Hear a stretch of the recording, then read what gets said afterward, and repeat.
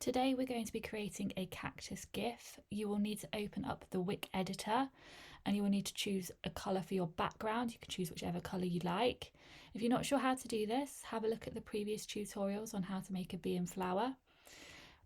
First thing you'll need to do is change the name of the layer, and we're going to change it to plant pot. We will then need to draw our plant pot. To do this, I'm going to use the line tool.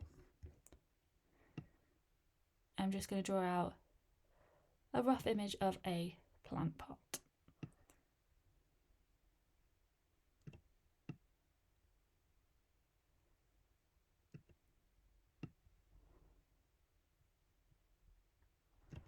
When doing this, you need to make sure your lines meet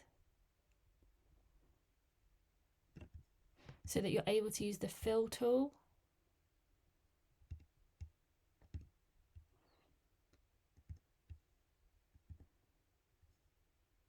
And you can choose whatever colours you like for your plant pot.